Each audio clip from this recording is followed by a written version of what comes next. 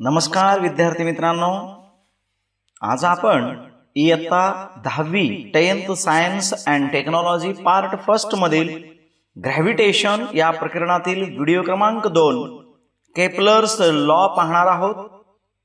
आपण पहिल्या व्हिडिओमध्ये सेंट्रिपिटल फोर्स म्हणजे पाहिलेलं आहे. तर केपलर्स लॉ पाहत असताना आपल्याला काही गोष्टी माहित असणं गरजेचं आहे. Actually planetary motion had been observed by astronomers since ancient times. सुरुवातीपासूनच ॲस्ट्रॉनॉमर्सनी प्लॅनेटरी मोशन कसं घडतं हे पाहिलं. बिफोर गॅलिलिओ ऑल ऑब्झर्वेशन्स, गॅलिलिओच्या अगोदर all observations of planet position were made with naked eye. त्यांनी जेव्हा दुर्बिणीचा शोध लावला त्याच्या अगोदर सगळे जे ऑब्झर्वेशन्स होते प्लॅनेटरी मोशनचे ते सगळे नेकेड आयने करायचो, म्हणजेच ते आपण उघड्या डोळ्याने बघायचो. By the 16th century a lot of data were available about planetary position and motion. 16व्या शतकामध्ये प्रचंड असं प्लॅनेटरी मोशनच्या संदर्भामध्ये डाटा अवेलेबल होता. त्या काळी असलेला Johannes Kepler studied this data. त्यावेळी जॉन्स केपलरनं हे सगळं पाहिलं. He noticed that the motion of planets following certain laws. मग त्यांनी नेकेड आईनं जे ऑब्झर्वेशन्स केले तर त्याच्या लक्षात आलं की हे जे प्लॅनेट्स आहेत, हे ग्रह आहेत, काही लॉज फॉलो करतात, काही गुणधर्मानुसार त्यांचं चाललेलं असतं. And according to these observations he stated 3 laws describing the planetary motion. आणि त्यावरूनच त्यांनी काय सांगितलं, 3 प्लॅनेटरी मोशनचे लॉ सांगितले. These are known as Kepler's law which we are going to discuss one by one. Before that, ते पाहण्या अगोदर तुम्ही पाहत असाल here one cone is formed. आपण एक कोन तयार केलेला आहे पहा. अन इलिप्स तयार होणार आहे. कसं तर त्याला आपण इन्क्लाइनड कट केलं, तिरकस कट केला. पहा, तिरकस कट करताना तुम्हाला दिसत असेल. तिरकस कट केल्यानंतर तिथे काय तयार झालेलं आहे, इलिप्स तयार झालेलं आहे. आणि हेच इलिप्स आपण जर लार्ज प्रमाणात दाखवायचा प्रयत्न केला तर तुमच्या समोर दिसत असेल. लार्ज प्रमाणात तुम्ही पाहताय तर इट हॅज 2 फोकल पॉइंट्स. तेव्हा त्याला 2 फोकल पॉइंट दिसत आहेत, F1 अँड F2. आणि एक लक्षात घ्या, the sum of distance of 2 focal points from every point on the curve is constant. याचा अर्थ असा तर त्या फोकल पॉइंट पासून तुम्ही समजा AF1 प्लस AF2 यांचं सम केला, यांची बेरीज केला तर दुसऱ्या फोकल पॉइंट पासून मिळणार BF1 प्लस BF2 ह्याच्या समची, याच्या बेरजेचे ते इक्वल असणार आहे.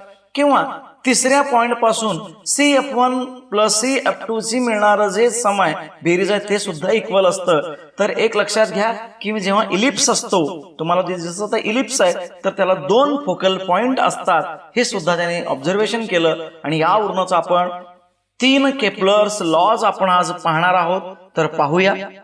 तर आपण पाहतोय मित्रांनो, फर्स्ट केपलर्स लॉ काय आहे. What is the first Kepler law. See here there is ellipse. F1 and F2 are the 2 foci and at 1 foci there is a sun. हे तर महत्वाचं लॉ आहे. तर लॉ काय सांगतो पहा पहिल्यांदा. Here is one earth. The planet is revolving around the sun. या सूर्याभोवती तो आपला अर्थ आता काय करणार आहे, प्लॅनेटरी मोशन मध्ये तो ऑर्बिटल फिरणार आहे. So it is revolving. तुम्हाला पाहत असाल तुम्ही तो रिव्हॉल्व होताना दिसतोय. It is 1 rotation, 2nd rotation, 3rd rotation, elliptical orbit मध्ये तो फिरताना तुम्हाला दिसतोय. तर तुम्हाला वाटलं पाहिजे की ते F1 आणि F2 2 फोकाय आहेत, सन एकाच ठिकाणी आहे. तर फर्स्ट केपलर्स लॉ, केपलर्सने सांगितलेलं काय लॉ पहा. The orbit of planet is an ellipse. बघा, ऑर्बिट जो आहे तो इलिप्टिकल आहे. अर्थ हा ऑर्बिटल मध्ये फिरतोय. Means the orbit of planet is ellipse. कोणत्याही प्लॅनेटचं जर ऑर्बिट इलिप्टिकल असेल then sun is at 1 of the foci. तर तेव्हा सूर्य हा, सन हा कोणत्याही एका फोकायला असतो. Whether it is at F1 or it is at F2. तर तो F1 ला तरी असू शकेल किंवा F2 ला तरी असू शकेल. हे पहिलं केपलर्स लॉ आहे. तर आता इथं आपण F2 ला दाखवलेला आहे, तो F1 ला सुद्धा असू शकतो. Now we are move towards the second Kepler's law. पहा, आता इथं एका फोकायला आपण F2 ला आपण काय दाखवलेलं आहे, सन दाखवलेला आहे. F1 ला काहीच नाहीये. केपलर सेकंड लॉ काय सांगतो पहा. Look at the animated video. आपण एनिमेशनला नीट पहा. Earth is there at point A and the line joining, आपण लाईन जॉईन दाखवलेलं आहे. दुसऱ्या ठिकाणी जे लाईन दाखवणार तिथपर्यंत हा अर्थ जाणार आहे, म्हणजे तो ट्रॅव्हल करणार आहे, कारण की ते ऑर्बिटलमध्ये फिरत असतो. सो ए या प्लेसला तो अर्थ आहे, तो बी या ठिकाणी आपण बी दाखवतोय, बी या ठिकाणी तो मूव्ह होताना तुम्हाला दिसतोय पहा. So it is moving from A to B. फाईल it moving from A to B, त्याचा जो टाइम पिरियड आहे तो टाइम पिरियड टी मानला. यस, टाइम पिरियड टी आहे. एवढ्या कालावधीमध्ये तो ए पासून बी पर्यंत जात असेल तर त्याच्यापासून तयार झालेला एरिया जो आहे तो आपण सेडेड रिजन दाखवतोय येलो कलरचा. तो सेडेड रिजन म्हणजे एरिया आहे. तो एरिया ए एस बी असं आपण समजूया. पहा, the earth moving from A to B it's covered equal distance. आता डिस्टन्स काय आहे ते नंतर पाहूया. तर त्याचं टाइम पिरियड टी मानलं. आता नाव सी या ठिकाणी तो आहे असं आपण समजूया अर्थ. डी या ठिकाणी जाणार आहे. It is moving from C to D. तर लाईन जॉईन करून घेतो आपण परत. Now it is moving from C to D. आता सी पासून डी पर्यंत जाताना काय होणार आहे पहा.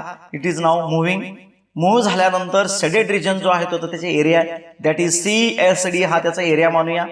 पहिल्या ठिकाणी ए एस बी हा एरिया होता, सेकंड पोझिशनला सी एस डी आहे. Here also time period is T.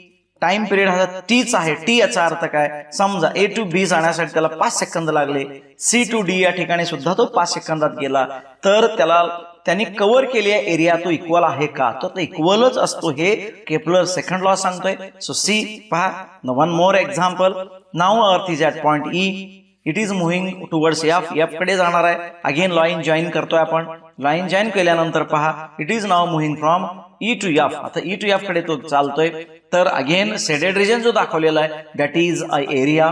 तर ह्या 3 ठिकाणी 3 position A to B, C to D, E to F, time period is equal. Time period आपण 5 सेकंद म्हणजे कन्सिडरेशन साठी किंवा टी सेकंद जर मानलं तर त्यांनी कव्हर केलेला एरिया हा इक्वल असतो. That is a Kepler second law. तर एक लक्षात घ्या, जेव्हा तो कुठलाही प्लॅनेट सनच्या जवळ असतो, बघा ए टू बी हे पोझिशन सनच्या जवळ आहे, त्याला एफिलियन म्हणतो, तो हळू जातो. Suppose it is C D, हे दूरचं अंतर आहे. अर्थ सी आणि डी ठिकाणी असेल तर दूर अंतरावर आहे, त्याला आपण पेरिलियन म्हणतो. तिथे त्याचं जे मोशन आहे ते फास्ट चाललेलं असतं, जेणेकरून त्याने इक्वल एरिया कव्हर करावं. एफिलियन, पेरिलियन असे 2 शब्द आहेत. What is Kepler's second law? See here, the line joining the planet and the sun sweeps equal areas in equal interval of time. पहा, लाईन जॉईन बघा ए एस आणि C S, त्यानंतर S E, इथून ते एका ठिकाणी दुसऱ्या ठिकाणी जात आहेत. कुठे, बी एस, एस डी किंवा S F. So the line joining the planet and the sun sweeps म्हणजे cover equal areas in equal interval of time. जर त्याचा इंटरव्हल, टाइम इंटरव्हल जर इक्वल असेल तर त्यानं कव्हर केलेली एरिया हा इक्वलच असतो. This is the Kepler second law. यावर आपण सांगू शकतो the straight lines A S and C S sweeps equal area in equal interval of time. किंवा अजून एक आपण एस ई सुद्धा म्हणू शकतो. Therefore areas of S B, areas of C S D and areas of S E F are equal. तर हे 3 तुम्हाला जे दाखवलेलं आहे ते तिन्ही इक्वल एरियाज आहेत, इक्वल इंटरव्हल ऑफ टाइम असेल तर. That is a Kepler second law. Now move the third law. Third law कडे आपण येतोय. पहा, you are looking, there is a earth and Mercury revolving around the sun. Sun भोवती ते फिरणार आहे, देअर पर्टिक्युलर ऑर्बिट्स. एक लक्षात घ्या, Mercury is closer to the sun, earth is outer one, तो बाहेरच्या बाजूचा आहे. सो दोघांचाही time period, time of revolution म्हणजे एक फेरी पूर्ण करण्यासाठी लागणारा कालावधी वेगवेगळा असतो. Mercury completes its period of revolution in 88 days, but earth completes its period of revolution 365 days because radius are different. म्हणजे त्याचं डिस्टन्स सुद्धा वेगळं आहे. सूर्यापासून मर्क्युरी जवळ आहे, अर्थ हे दूर आहे. तरी सुद्धा केपलर्स थर्ड लॉ काय सांगतो पहा, अतिशय महत्वाचा लॉ आहे, नीट समजावून घ्या. नाव दे आर मुव्हिंग, आपण ते आता मूव्ह करताना दाखवतोय. बघा, मर्क्युरी वेगाने चाललेला आहे, अर्थ स्लो चाललेला आहे थोडा. सो मर्क्युरी अँड अर्थ मुव्हिंग टुवर्ड्स अराउंड द सन, ते फिरतायत. मग आता एक कंप्लीट फेरी पूर्ण झालेली आहे. तर आपण काय करणार आहे तर पहा, त्यांचं टाइम पिरियड आणि रेडियस म्हणजे डिस्टन्स आपण काढतोय. मर्क्युरीचं आणि अर्थचं, अर्थ R1 the distance, mercury R2 distance आहे सन पासून. टाइम पिरियड जो आहे तो T1 मानलाय अर्थच्या संदर्भामध्ये आणि मर्क्युरीचं T2 मानलेलं आहे. तर लॉ काय सांगतो पहा, नीट लक्षात घ्या. Suppose the square of its period of revolution, period of revolution आहे ते T1 आणि T2, त्यांचा स्क्वेअर बघा, the square of its period of revolution around the sun, त्यांचा स्क्वेअर, पिरियड ऑफ रिव्होल्युशनचा स्क्वेअर हे कोणाशी डायरेक्टली प्रोपोर्शनल आहे, to cube the mean distance of the planet from the sun, त्यांचे जे डिस्टन्स आहे त्या डिस्टन्सच्या क्यूबशी डायरेक्टली प्रोपोर्शनल आहे. म्हणजे जर अर्थचा पिरियड ऑफ रिव्होल्युशन स्क्वेअर मध्ये वाढला तर त्यांचं डिस्टन्स हे क्यूब मध्ये वाढतं. आणि एक लक्षात घ्या, T1 square upon R cube, R1 cube is equal to T2 square upon R2 cube असतो, म्हणजे त्यांचा रेशो इक्वल असतो हे लक्षात घ्या. म्हणजे आता इथे मर्क्युरी, अर्थ, ज्युपिटर, व्हीनस जे सगळेचे सगळे जे प्लॅनेट आहेत, even though they are revolving around the sun, त्यांचा जो रेशो येतो T square upon R cube हा सेम असतो आणि तो 0.039 इतका आहे लक्षात घ्या. कारण की square of its period of revolution around the sun is directly proportional to the cube of mean distance of the planet from the sun.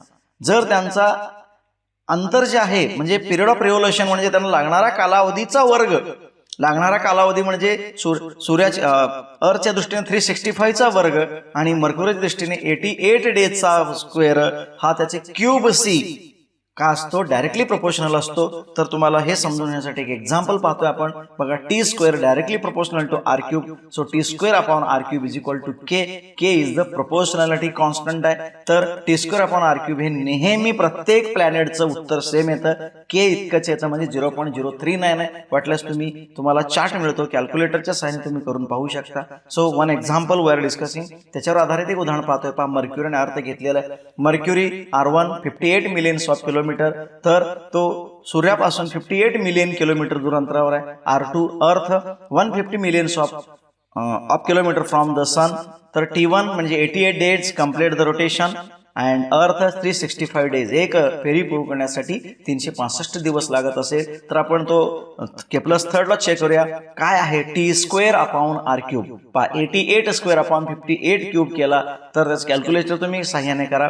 7744 upon 195112, तर ह्याचं तुम्ही कॅल्क्युलेटर सहाय्याने भागाकार केला तर उत्तर येतंय K इज इक्वल टू किती येणार आहे, 0.039. तर अर्थच्या संदर्भात सुद्धा पाहूया. T स्क्वेअर किती आहे त्याचं 365 स्क्वेअर, R किती आहे तर 150 क्यूब आहे, तर 133225 अपॉन 3375000 यांचं तुम्ही डिव्हिजन केला. K also obtained here that is 0.039. तर हे दोनच नाहीये, तर तुम्ही तर ह्याच्यावरून प्रूव्ह झालं T square upon R cube is equal to K मिळतं. म्हणजेच square of period of revolution directly proportional to cube of mean distance from the sun हे मिळणार आहे. तुम्हाला एक चार्ट सुद्धा दिलेला आहे. मी दोन एक्झाम्पल जसं घेतलं तसं तुम्ही दुसरे दोन व्हीनस आणि मार्स घ्या. जसं मी तर व्हॅल्यू टाकून T स्क्वेअर आणि R क्यूब पाहिलं, तुम्ही सुद्धा तसंच चेक करा. त्यांचे सुद्धा उत्तर अप्रॉक्सिमेटली 0.039 किंवा 0.04 म्हणजे तितकंच येणार आहे. तर हे केप्लर्स थर्ड लॉ आहे. सो डिअर स्टुडंट्स, आपण असे 3 लॉज अतिशय महत्वाचे पाहिले, तर नक्कीच तुम्हाला हे तिन्ही लॉ समजले असतील अशी अपेक्षा करतो. नेक्स्ट पार्टमध्ये आपण पाहणार आहे Newton's universal law of gravitation. तर नक्कीच तुम्हाला हा जर व्हिडिओ आवडला असेल, शेअर करा, सबस्क्राईब करा, बेल आयकॉनला क्लिक करून सबस्क्राईब करून मॅक्झिमम विद्यार्थ्यांपर्यंत पोहोचवा. मी तेच थांबतो. धन्यवाद.